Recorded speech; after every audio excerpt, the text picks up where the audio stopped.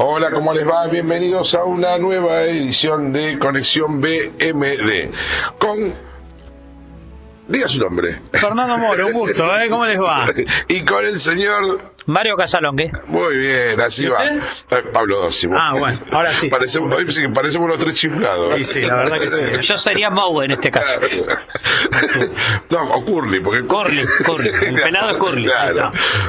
Bueno, hoy vamos a hacer la segunda parte de este viaje por las historietas, por el mundo de las historietas, con Mario Casalongue, que como nos había dicho en el programa anterior, hoy vamos a ver parte de, creo que debe ser una tercera parte de la colección que tenés.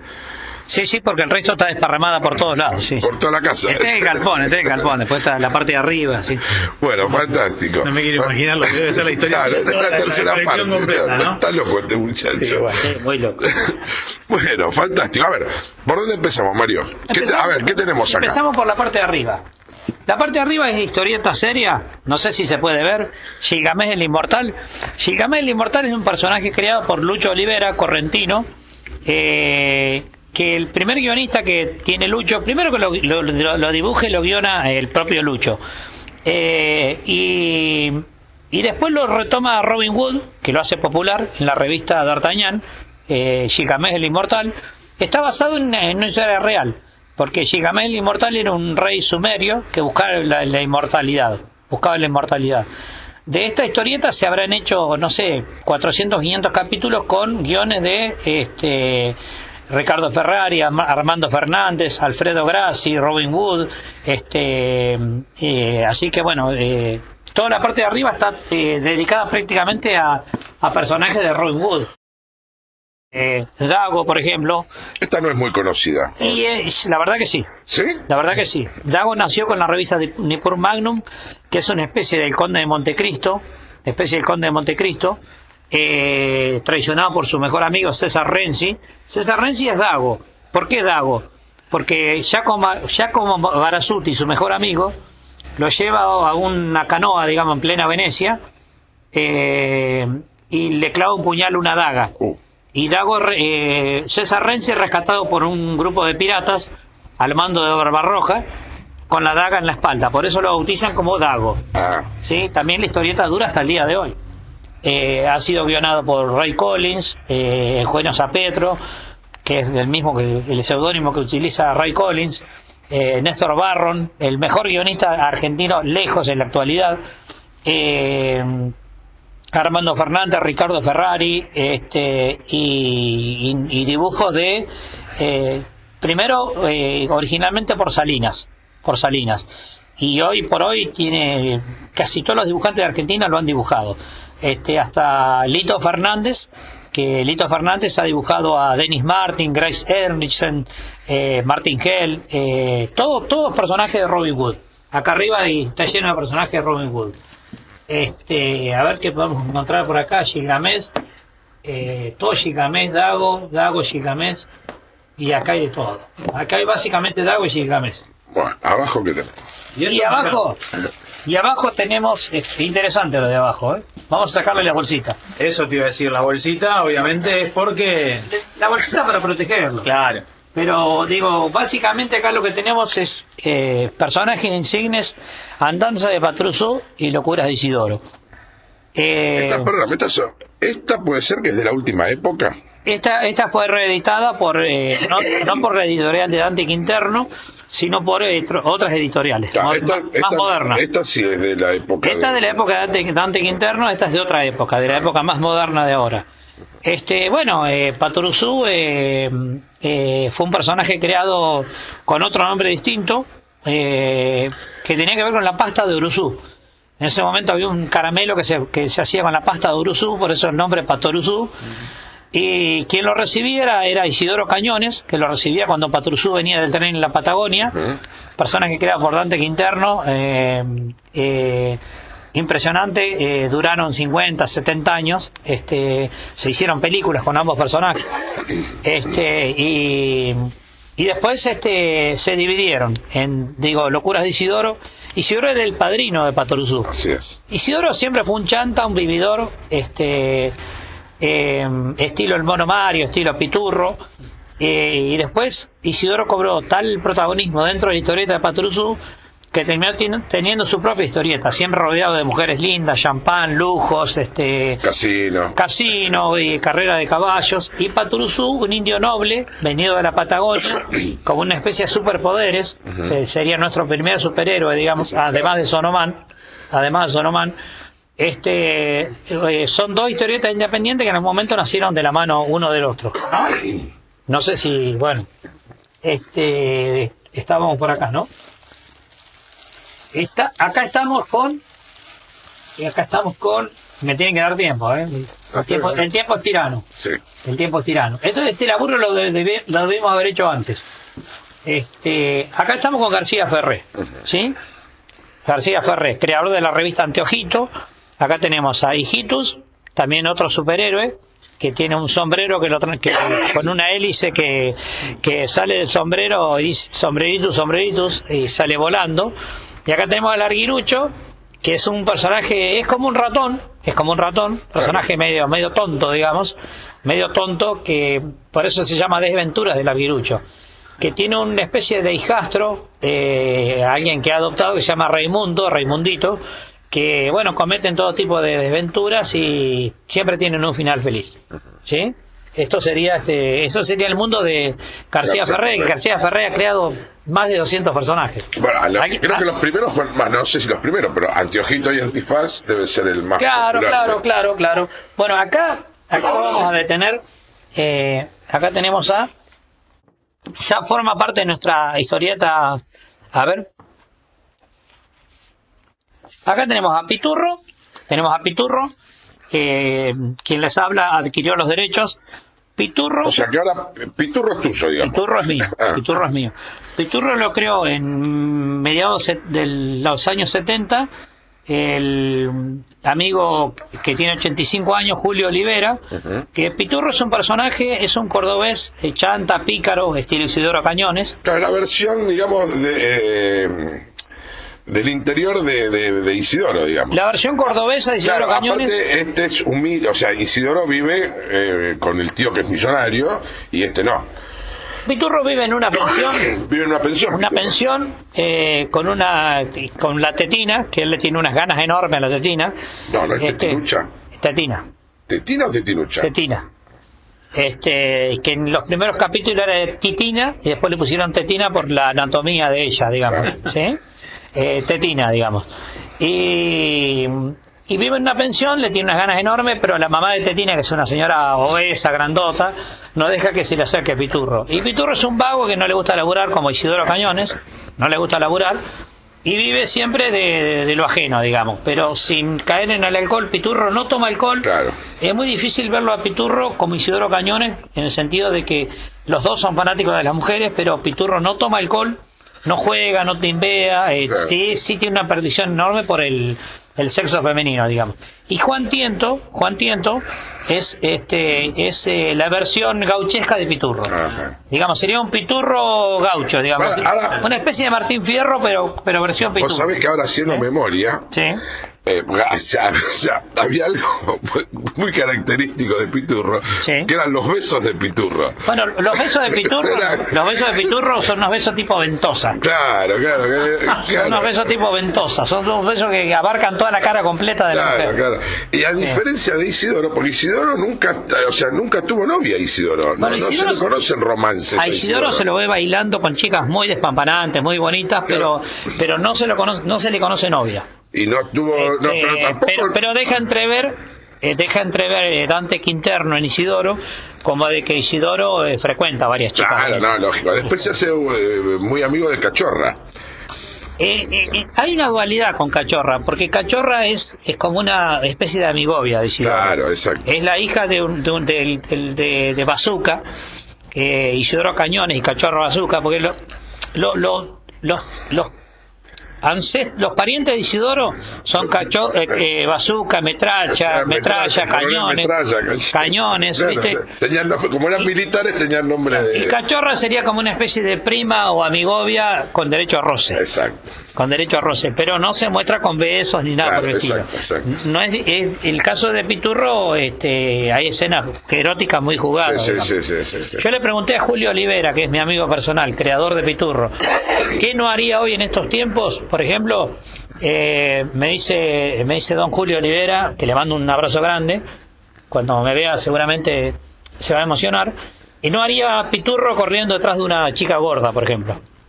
Don Julio Olivera, él se arrepintió de haber hecho algunos Piturros, por ejemplo, corriendo detrás de una chica que ya no muy agraciada en lo sexual, una chica gordita, por ejemplo, no lo volvería a hacer nunca más. No dibujaría más una chica gorda corriendo obesa, que Piturro por ahí dispara de la chica gorda. Claro. O sea, reformularía ciertas historietas, digamos. Claro, bueno. Conforme a los tiempos que corren. Claro, lo que pasa es que siempre hay que analizar el contexto. Te digo, el humor en otra época se hacía de otra forma, digo. Claro, era el humor de Porcelio Olmedo en ese momento. Claro, hoy Porcelio Olmedo no podrían estar en la televisión. Hoy Porcelio Olmedo no podrían decir... Ni Franchella tampoco. Ni Franchella, bueno, Franchella hizo un sketch con Julieta Pranti y al otro día tuvieron que levantar el programa. Claro, sí. Este es el humor que se hacía en esa época. Y hay otro personaje, a ver si lo puedo encontrar. No sé si lo voy a poder encontrar. ¿A cuál te estás refiriendo? No, hay otro personaje que se llama Socotroco. Acá está. Ahí está, mirá. Acá está. Socotroco es un periodista, porque hay una tríada: Piturro, Sí. Juan Tiento y Socotroco. Que son del mismo autor. Del mismo autor, de Julio Olivera. Socotroco es un periodista que es como Piturro, pero con un flequillo. Sí. Es un periodista que también es un depredador de mujeres. Sería como una especie de, a ver, ¿quién podríamos decir? Un García Moritán. Sería un García Moritán, digamos, de la historieta, digamos. Claro. Un depredador de mujeres. Un Jacobo Vinograd, Con chicas voluminosas. Siempre con chicas despampanantes. Claro. Pensemos que en 1970 y pico las chicas eran planas, no eran así como ahora. Exacto. O sea, don Julio Olivera fue un avanzado, como las chicas de Divito, de rico tipo. Rico tipo, sí. Digo, pensemos que don Julio Olivera era un evolucionado, porque dibujaba a las chicas como son ahora. Claro. Ahora son así las chicas, con o sin operaciones. Sí. Pero en ese momento eran planas las chicas. Fíjate el dibujo que el tipo hacía. Sí. Y Socotroco era un periodista que también, un tipo vago, que vivía en la casa de una viuda. La atacaba de manera desaforada a la viuda caía en las garras de Socotroco, pero también no era la única que caía en sus garras, había pibas de todos lados, digamos. Estos son los personajes. Cuando nosotros, a ver, esto lo voy a dejar por acá. Cuando nosotros reeditamos Piturro, a ver, acá está. Largamos una edición gigante, que acá está. Un jefe de prensa de una personalidad destacada me dice: yo te lo banco. Me dice: yo quiero ver a Piturro de nuevo en las revistas, en los kioscos. Y bueno, me dio un dinero, me lo bancó. Yo le dije: bueno, a caballo regalado no se le miran los dientes. Y me dijo: yo soy fanático de Piturro, alguien que no, yo soy peronista, alguien que tiene que ver con el peronismo, está en las antípodas. Es la número 1 esta. Sí. Es la única que salió. Edición especial. Edición especial. Que está dentro Afanancio, que es una creación de, a ver si está por acá, es una creación de Mazzone, de Adolfo Mazzone, Afanancio. Me dijo: yo te la banco, yo pongo la guita que tenga que poner, tipo de guita, jefe de prensa de una personalidad destacada de la política que no tiene que ver con el palo mío, yo soy peronista, y me bancó la revista. Hicimos, ponerle, que sé yo, 5.000 ejemplares. Muchos los vendí, muchos me quedaron para regalar. Claro. Y me bancó la revista. Yo dije: bueno, bienvenido sea. Ya que me bancás la revista, fantástico. No, esta queda para regalar mucho. No, está bien, pero esta queda como de colección, digamos. Queda como de colección. Bueno, pero a ver, no solamente tenés historietas. Bueno, después si querés vamos a eso. Pero, bueno, después tenemos la historieta, para que no vamos a correr para aquel lado. Tenemos la historieta gauchesca, que marcó una época. Recordemos que hace 40, 50 años atrás no había internet, no había Netflix, había 4 canales de aire y no había mucha manera de entretenerse. No había WhatsApp, no había Instagram, no había TikTok, y lo que había para entretenerse era leer o leer. Sí, sí. Entonces digo, estaba la historieta gauchesca,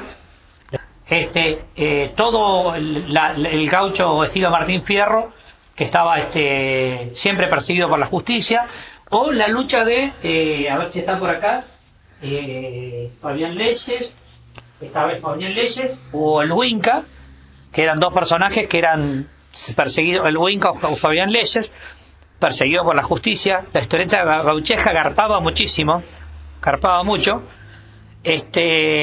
Y de Hernán Rapela, me había olvidado el nombre, Hernán Rapela, la historieta gauchesca, eran el Winca y Fabián Leyes, eran dos especies de forajidos, pero que hacían el bien, en una especie de Robin Hood o de Gauchito Gil, que por ahí hacían el bien en favor, o le sacaban a los ricos para darle a los pobres, ¿sí? Una cosa así, especie de Gauchito Gil, digamos. Y la historieta gauchesca garpaba mucho, sobre todo en Editorial Columba, donde estaban el Cabo Sabino también. El Cabo Sabino, Martín Toro, el Capitán Camacho, o sea, digo,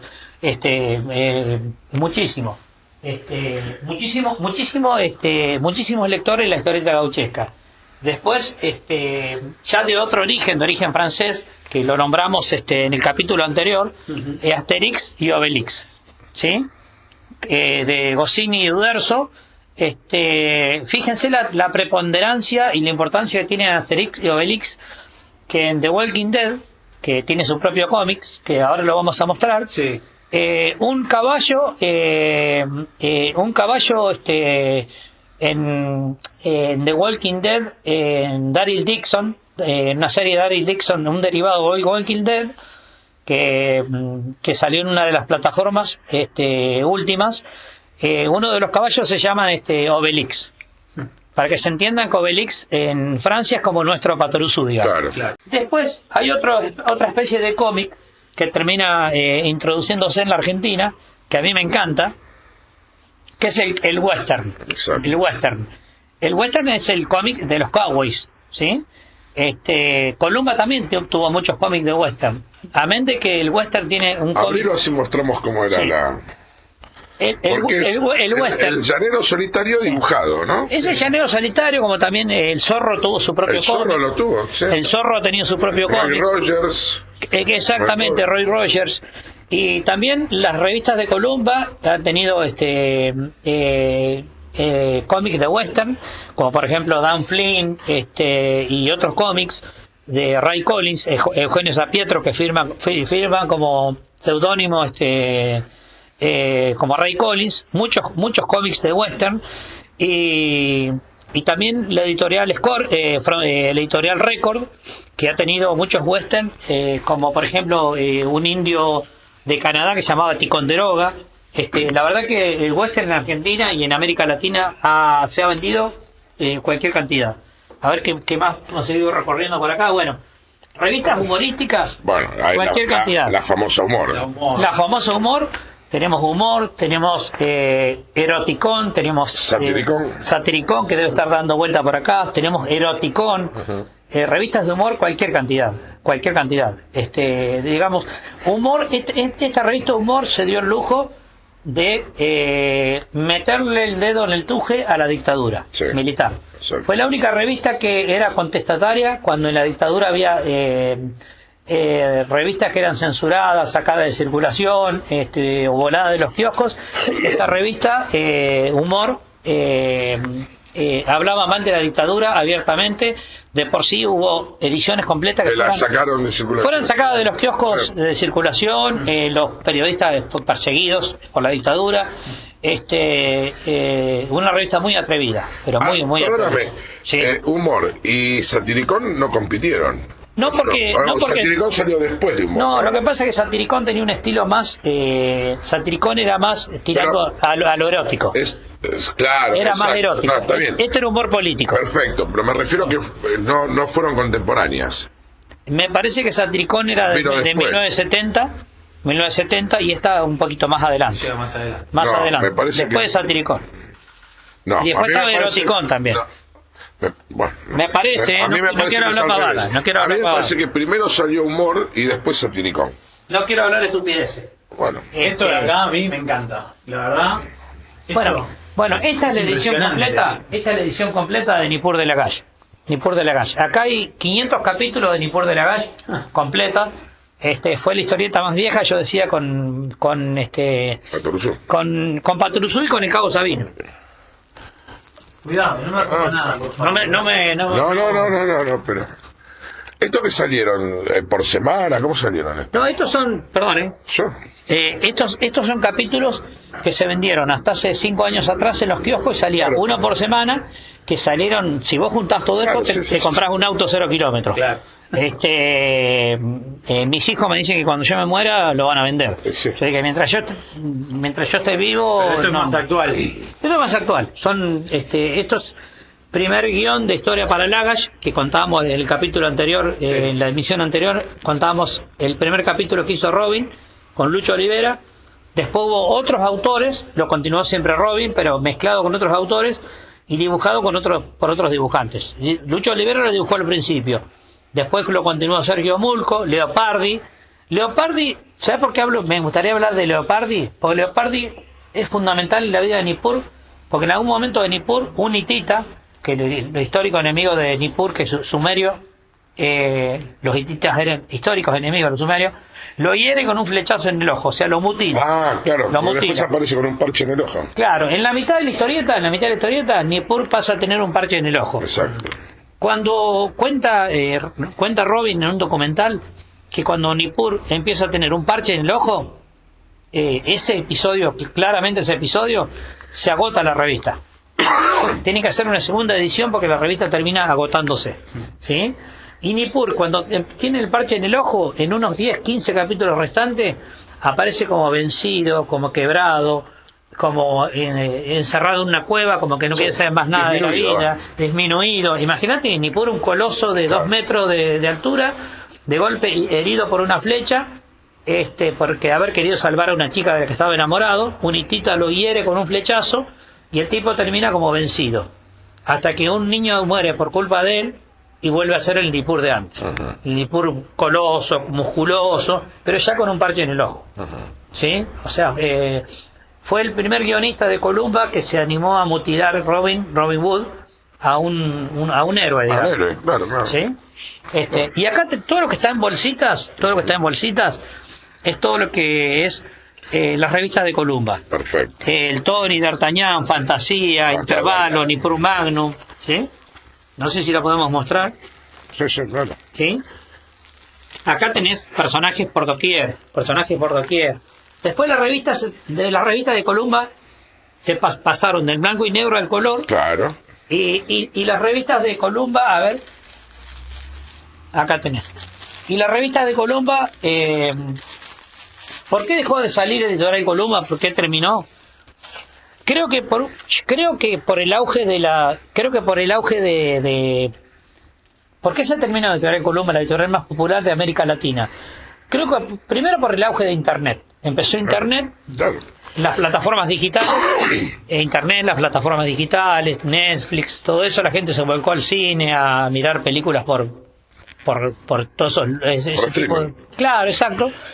Pero también creo que fracasó la editorial porque empezó a contratar guionistas desconocidos, dibujantes desconocidos, dejó de lado viejos personajes, los dejó en el olvido, empezó a cambiar parámetros y se transformó, creo que se fue mutando una editorial parecida a lo que era la vieja revista Scorpio, o revista editorial Record, las que editaban el Eternauta, y una historieta más rebuscada y más elitista y no tan popular como era la editorial Columba. Fue pegando un viraje de 180 grados y por eso Editorial Columba empieza a desaparecer. Y así empieza a desaparecer la historieta argentina. O sea, hoy hablábamos con Pablo y con los chicos. Hoy si vos querés buscar, después hay revistas de todo tipo. Bueno, no, acá veo mi favorita. Esta es mi favorita. A ver. Parabrisas Corsa. Bueno, nosotros hablando Esta era de Editorial Abril. Claro, hablando de Corsa, bueno, Corsa hoy está en manos el hermano más grande de Urtubey, el que era gobernador de Salta, de Juan Manuel Claro, Urtubey. exacto. La maneja él. Nosotros estamos en tratativa como multimedios de noticias Nova de adquirir la marca en internet, Revista Corsa. Nos piden una fortuna en plata. No sé si la vamos a poder adquirir porque nos piden cualquier plata que no vale. Una plata que no vale. No, está bien. Sí. Porque esta es Parabrisas Corsa, porque estaban Parabrisas y Corsa y se unen y hacen Parabrisas Corsa. Sí. Y ahora Parabrisas, o sea, creo que como que se volvieron a abrir, y si no me equivoco, Parabrisas la tiene Editorial Perfil, me parece. Claro, a nosotros uno de los sobrinos de Urtubey nos quiere vender la revista, la marca, que es revistacorsa.com.ar, y nos quiere vender en un precio insólito. O sea, no creo que se la compremos porque nos quiere vender lo que sale un departamento en Puerto Madero.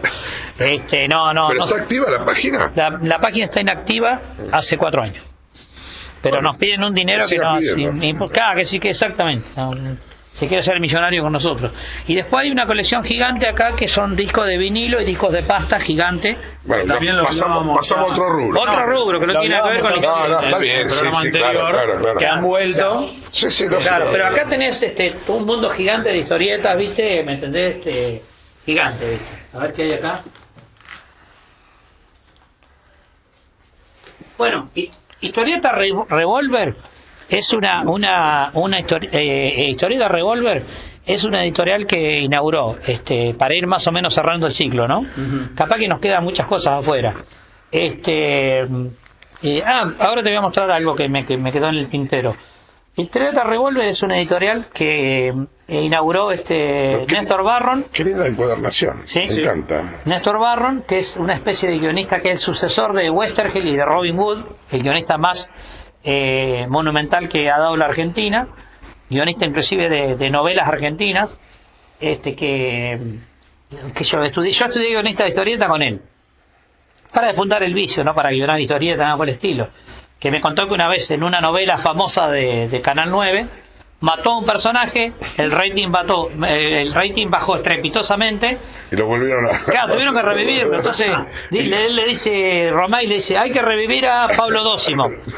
¿Y cómo hacemos si ya lo velamos, lo enterramos? Y dice que Romay le dijo, bueno, problema suyo, Néstor, hay que revivirlo.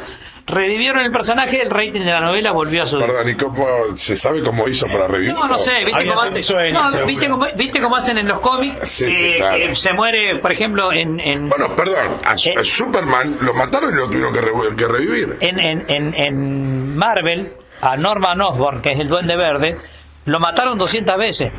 Y después lo revivieron 200 veces. Pero Superman, no importa cómo, siempre. Lo reviven. Pero a Superman no lo mataron y lo revivieron. Por eso, hacen, viste, qué sé yo, al Doctor Octopus en El Hombre Araña, a Doctor Otto Octavius, hicieron magia negra, 10 tipos hicieron vudú y de golpe el cadáver apareció de la tierra, viste, siempre le buscan la vuelta.